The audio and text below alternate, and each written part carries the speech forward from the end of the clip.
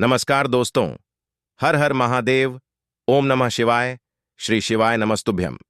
दोस्तों, अगर आप हमारे चैनल पर पहली बार आए हैं तो हमारे इस चैनल को सब्सक्राइब जरूर कर लें ताकि आने वाली वीडियो आपको जल्दी से मिल सके।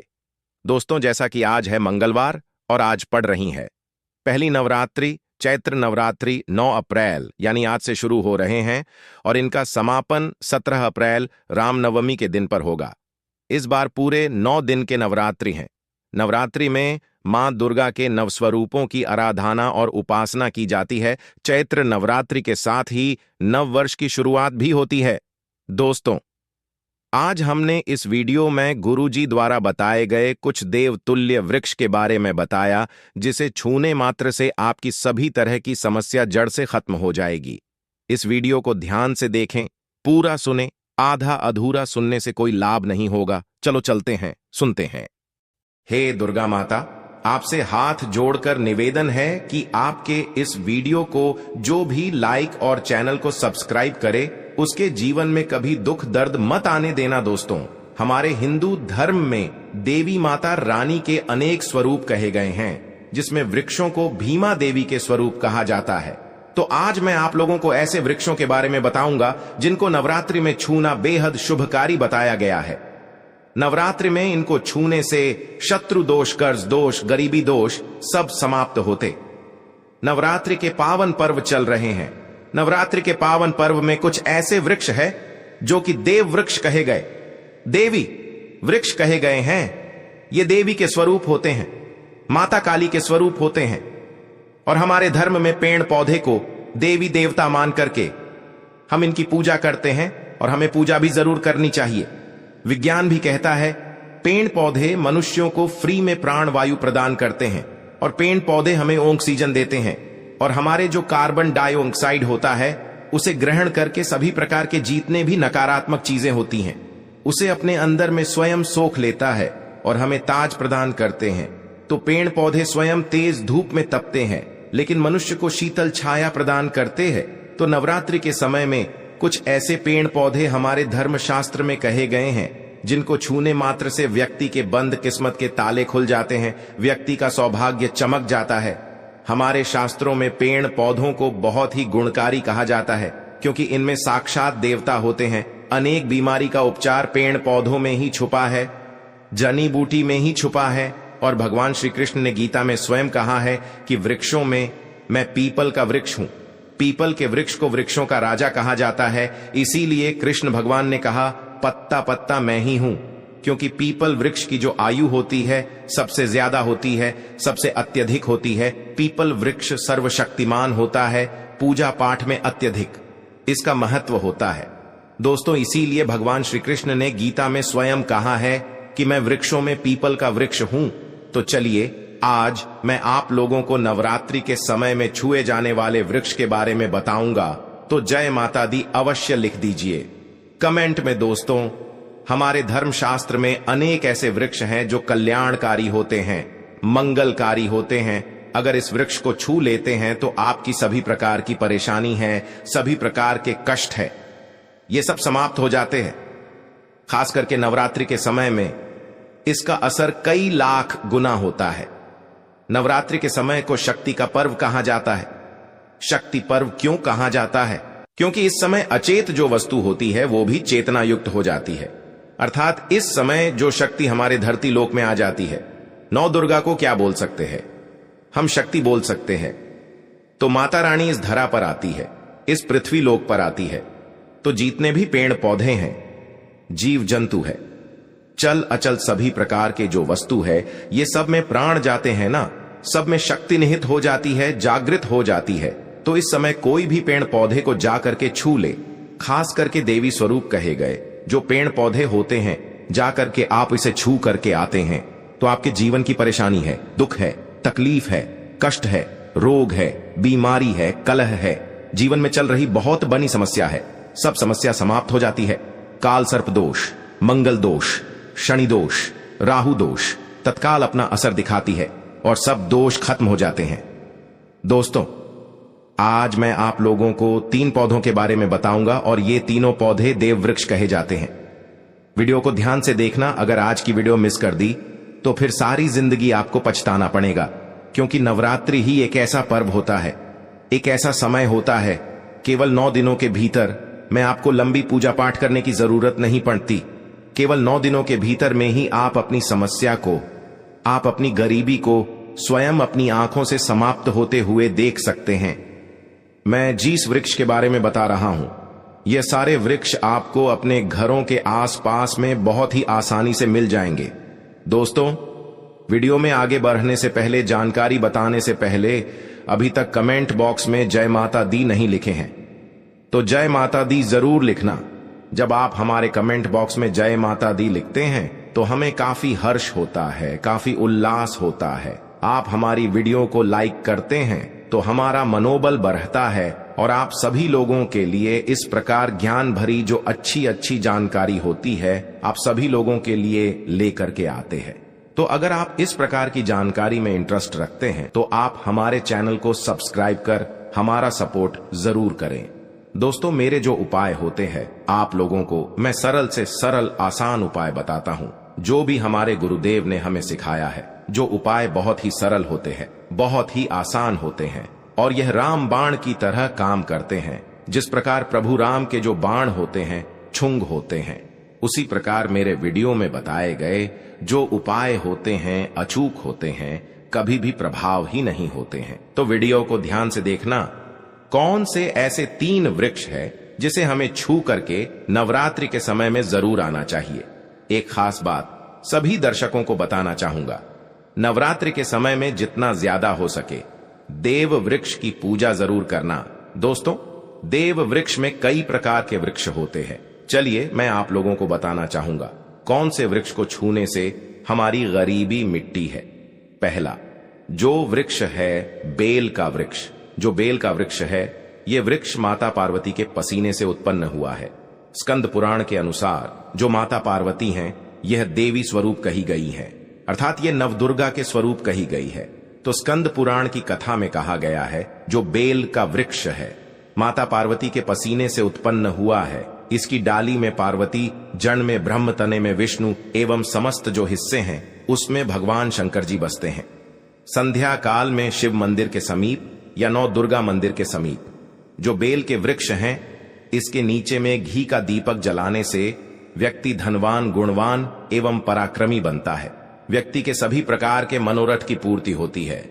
हमारे धर्मशास्त्र ये भी कहते हैं नवरात्रि के समय में अगर कोई भी व्यक्ति, जी हां, नवरात्रि के समय में अगर कोई भी व्यक्ति बेल के वृक्ष को माता नौ दुर्गा का ध्यान करते हुए 7 बार छू करके आ जाते हैं तो ऐसे व्यक्ति की तत्काल, अगर उपवास व्रत रखा है, ध्यान से सुनिएगा, जो लोग उपवास व्रत रखे हैं ऐसे व्यक्ति की थकान, सुस्ती तत्काल चली जाती है। ध्यान से सुनिए, जो व्यक्ति उपवास रखे हैं, व्रत रखे हैं, ऐसे व्यक्ति को नवरात्रि के समय में जितना ज्यादा हो सके संध्या काल में बेल के वृक्ष को जरूर छूना चाहिए। केवल आप ज्यादा नहीं छू सकते तो 7 बार छू करके जरूर आ जाना और बेल वृक्ष के नीचे में घी का दीपक जरूर जला देना। दोस्तों, घी का दीपक जलाते हैं तो इसके क्या फायदे मिलते हैं ये भी इस वीडियो में बताऊंगा। मैं सारी जानकारी इस वीडियो में विस्तार से बता रहा हूं, इसलिए आज की वीडियो थोड़ी बड़ी बन सकती है। हो सकता है 15 मिनट की वीडियो बन जाए, लेकिन अपना पूरा समय जरूर देना, क्योंकि जब हम उपवास व्रत रखते हैं तो हमारे शरीर में काफी थकान आ जाती है, हमारे शरीर में ऊर्जा की कमी होने लगती है। हालांकि हमें अध्यात्म ऊर्जा प्राप्त होती है, लेकिन हमारे शरीर में ऊर्जा की कमी होने लगती है। भोजन न करने के कारण हमारे शरीर में ऊर्जा की कमी होती है और इस ऊर्जा को बरकरार रखने के लिए, इस ऊर्जा को प्राप्त करने के लिए हमें बेल वृक्ष को छूना चाहिए। दोस्तों, अनेक संत महात्माओं ने बेल वृक्ष के पत्ते को खा करके तपस्या की है एवं कई प्रकार की सिद्धियां हासिल की है। धर्मशास्त्र कहते हैं अगर नवरात्रि के समय में बेल के पत्ते खाए जाएं तो जो व्यक्ति लंबे समय से जो मंत्र के जाप कर रहे हैं सिद्धि प्राप्त नहीं हो पा रही है। फिर कुछ आप ऐसी सिद्धि को प्राप्त कर सकते हैं जो सिद्धि आपको काफी लंबे समय से प्राप्त बेल के पत्ते खाने से वो सिद्धि जल्दी प्राप्त होती है। इसके नीचे घी का दीपक जलाने से हमें सिद्धि की प्राप्ति होती है। सिद्धि का मतलब होता है कार्य में सफलता। तो जो लंबे समय से आपके कार्य नहीं हो पा रहे हैं उस कार्य में नवरात्रि के समय में जितने भी दिन हो सके आप जो है जब भी आपको समय मिले तो शाम के समय में घी का दीपक जरूर जला देना।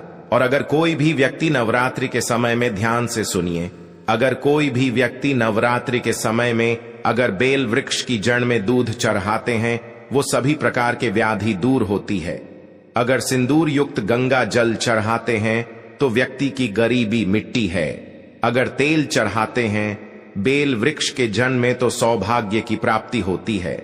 और अगर बेल के तीनों पत्तों में दोस्तों ध्यान से सुनिए त्रिदेवी कही गई है, जैसे कि महाकाली, महालक्ष्मी, महासरस्वती। तो अगर बेल के जो 3 पत्ते हैं महालक्ष्मी, महाकाली, महासरस्वती के स्वरूप कहे गए हैं, तो बेल के अगर तीनों पत्तों में ओम, दूसरे पत्ते में हरिओम को सिंदूर से लिख करके चढ़ाना होता है। सिंदूर से लिख करके चढ़ाया जाए तो तत्काल उसी समय मनोकामना की पूर्ति होती है, कार्य में सफलता मिलती है। कोई लंबे समय से आपकी मनोकामना हो, आप चाहते हैं वह मनोकामना पूर्ण हो जाए, तो यह उपाय अवश्य करिएगा। दोस्तों, इसकी जड़ में ध्यान से सुनिए। नवरात्रि के समय में इसकी जड़ में अगर तांबे की कोई भी रिंग होती है, जिसे हम एक प्रकार के तांबे की जो धातु है ये मंगल से जुड़ी हुई होती है, तो अगर नवरात्रि के समय में इसकी जड़ में तांबे की जो रिंग होती है, अंगूठी होती है, अगर आप 4 अंगुल खंड करके दबा करके आ जाते हैं, नवरात्रि भर इसे दबे रहने देना है। इसके बाद अगर आप पहन लेते हैं तो वह जागृत हो जाती है, क्योंकि जो बेल के वृक्ष हैं स्वयं जागृत कहे गए हैं। और नवरात्रि के समय में इसकी जो आवरा होती है, इसकी जो ऊर्जा होती है अत्यधिक बढ़ जाती है। फिर अगर आप इस प्रकार की अंगूठी को पहनते हैं तो कभी भी आपको रक्त संबंधी समस्या नहीं आती, क्षणि का दोष नहीं सताता, राहु की पीड़ा नहीं सताती और नौ दुर्गा की कृपा से सदैव आप सुरक्षित रहते हैं। ऐसे व्यक्ति की कभी भी अकाल मृत्यु नहीं होती। दोस्तों, मैं दूसरे पौधे के बारे में जो बता रहा हूं वह पौधा भी जान लीजिए। मैं जो दूसरे पौधे के बारे में बता रहा हूं यह शमी का वृक्ष है। शमी के वृक्ष को जगदम्बा के स्वरूप कहा गया है। जो शमी के वृक्ष हैं यह स्वयं जगदम्बा के स्वरूप है। इस पर स्वयं मां जगदम्बा स्वयं साक्षात विराजमान रहती है। और कोई भी व्यक्ति अगर संध्या काल में नवरात्रि के समय में इसके नीचे में धूप दीप जलाता है, धुआं दिखाता है, तो उनकी सभी प्रकार की परेशानी दूर होती है। धर्मशास्त्र कहते हैं अगर कोई भी व्यक्ति नवरात्रि के पूरे समय में हो सके, अगर आप एक दिन भी करना चाहते हैं तो आप ये उपाय एक दिन भी कर सकते हैं, पंचमी या सप्तमी के दिन कर सकते हैं। तो हमारे धर्मशास्त्र में कहा गया है अगर नवरात्रि के समय में लाल चूनी अगर कोई भी व्यक्ति मनोकामना बोलते हुए शमी के वृक्ष में बांधे तो वह मनोकामना की पूर्ति होती है। लाल चूनी अगर कोई भी महिला जाकर के बांधती हैं तो उन्हें सौभाग्य की प्राप्ति होती है, उसके पति की कभी भी अकाल मृत्यु नहीं होती। इसकी जड़ में सिंदूर डालने से व्यक्ति को आरोग्य की प्राप्ति होती है। जो लोग लंबे समय से बीमार पड़े हैं, ऐसे व्यक्ति के जो घर में रहने वाले सदस्य हैं, तो वह लोग जो बीमार पड़े हैं उनके शरीर से 7 बार सिंदूर को उतारा करके शमी की जड़ में डाल सकते हैं, तो उनके रोग जल्दी ठीक हो जाएंगे। जो लोग लंबे समय से बीमार पड़े हैं या फिर आप बीमारी से बचना चाहते हैं, निरोग रहना चाहते हैं, तो इसकी जड़ में सिंदूर जरूर डाल देना। मनोकामना पूर्ति करने के लिए मैं एक मंत्र बता रहा हूं। इस मंत्र को बोलते हुए शमी के वृक्ष को छूना है। इस मंत्र को बोलते हुए शमी के वृक्ष को छूना है। आप तत्काल नवरात्र के समय में इसका रिजल्ट देखना। जैसे ही नवरात्रि समाप्त होगा आपकी जो मनोकामना है उसकी पूर्ति हो जाएगी। आपकी जो दरिद्रता है वह दरिद्रता समाप्त हो जाएगी। तो मंत्र कौन सा है? तो आपको बोलना है मम्मन और थे पूरे मम दरिद्र नाश। यह मंत्र आपको बोलना है। यह मंत्र बोलते शमी के वृक्ष को छूना है। सभी प्रकार के आपके मनोरथ की पूर्ति होगी। आपकी जो दरिद्रता है, दरिद्रता समाप्त हो जाएगी, टू मंत्र हो जाएगी। या आपको छूते हुए बोलना है। आप चाहते हो तो नवरात्रि के समय में मौली धागे भी शमी के वृक्ष पर बांध सकते हो। अधिकतर लोग मौली धागे बांधते हैं। मौली धागे बांधने से माता रानी आपसे बन जाती है। दोस्तों, कहने का मतलब है कि माता रानी आजीवन आपका साथ देती है, आपके हर कदम में मार्गदर्शन करती है। इसकी जड़ की मिट्टी लाकर के ध्यान से सुनिए। नवरात्रि के समय में अगर आप जो है 9 दुर्गा के उपवास नहीं कर पा रहे हैं, व्रत नहीं कर पा रहे हैं, किसी कारणवश तो केवल इसकी जड़ की मिट्टी ला करके नवरात्रि के समय में स्नान करने से व्यक्ति का भाग्य उदय हो जाता है, व्यक्ति का भाग्य चमक जाता है, व्यक्ति की जो फूटी किस्मत होती है वह भी चमक जाती है। आप में से अधिकतर लोग बोलते हैं ना कि हमसे लक्ष्मी नाराज हो चुकी है, लक्ष्मी हमारे घर में आना ही बंद कर चुकी है, तो आप चाहते हैं कि लक्ष्मी की कृपा प्राप्त हो जाए। तो नित्य नवरात्रि के समय में इसकी मिट्टी को ला करके नवरात्रि के समय में स्नान करना शुरू कर दीजिए। नहाने वाले पानी में डाल करके स्नान करना शुरू कर दीजिए। आपके शरीर से दोष दूर हो जाएंगे। आपके शरीर से किसी भी प्रकार की पीड़ा है, सकारात्मक शक्ति आपके शरीर में प्रवेश कर गई है, वह भी समाप्त हो जाएगी। दोस्तों, तीसरे क्रम में मैं जिस वृक्ष के बारे में बता रहा हूं, मित्रों, इस वृक्ष को देव वृक्ष भी कहा जाता है। जो तीसरा वृक्ष है वह है पारिजात का वृक्ष। पारिजात का वृक्ष समुद्र मंथन से उत्पन्न हुआ था और यह देवराज इंद्र के नंदनवन में स्थापित किया गया था। पारिजात वृक्ष भगवान कृष्ण ने मानव जन कल्याण के लिए धरती लोक पर लाए थे, जो पारिजात का वृक्ष है। इसे भी लक्ष्मी का स्वरूप कहा गया है, क्योंकि मां लक्ष्मी भी समुद्र से उत्पन्न हुई है और पारिजात के वृक्ष भी समुद्र से उत्पन्न हुआ। इस नाते ये मां लक्ष्मी की बहन कही जाती है। तो ऐसा माना जाता है कि कोई भी मनुष्य उनके शरीर में कितनी भी ज्यादा थकान हो, कितनी भी पीड़ा हो, जैसे कि नवरात्रि के अगर आप व्रत रख रहे हैं, व्रत के दौरान अगर आपके शरीर में थकान है, पीड़ा है, तो पारिजात के वृक्ष को शाम के समय में छू करके जरूर आ जाना। आप चाहते हो तो नवरात्रि के किसी भी टाइम में आपको टाइम मिले, उस समय में जाकर के इसके वृक्ष को छू सकते हैं। इसके वृक्ष को छूते ही तत्काल शरीर से पीना है, जो थकान है, सुस्ती है, कमजोरी है, वह समाप्त हो जाती है इस वृक्ष के नीचे में। अगर नवरात्रि के समय में घी का दीपक जलाया जाए, चुटकी भर सिंदूर अगर इसकी जड़ में डाला जाए, तो सभी प्रकार की मनोकामना की पूर्ति होती है। लेकिन आपको प्रार्थना जरूर करनी है कि हे पारिजात वृक्ष, आप देवी स्वरूप कहे जाती हैं, आप हमारी सभी प्रकार की पीड़ा को दूर करें। ग्रह दोष है, पितृ दोष है, लक्ष्मी दोष है, इसे आप समाप्त करें। लक्ष्मी स्वयं आपकी बहन है। मां लक्ष्मी का हमारे जीवन में प्रवेश कर जाएं, इस प्रकार का आप हमें आशीर्वाद प्रदान करें।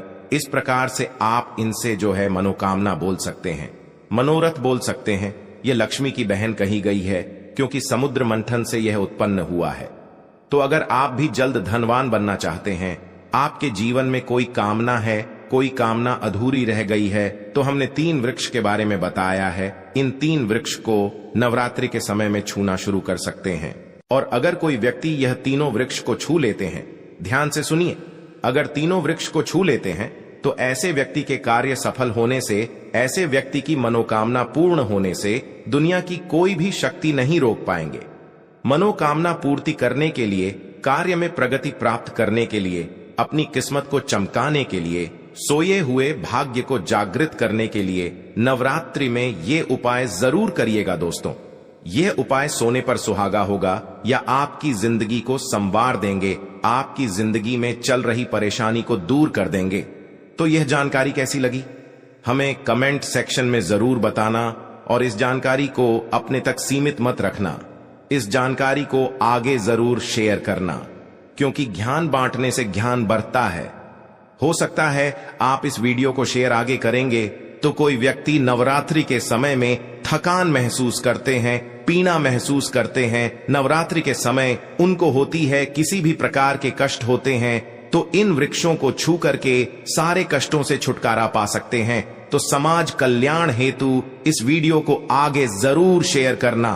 कमेंट बॉक्स में अभी तक जय माता दी नहीं लिखा है तो जय माता दी लिख दीजिए। आज की जानकारी यहीं पर समाप्त करता हूं।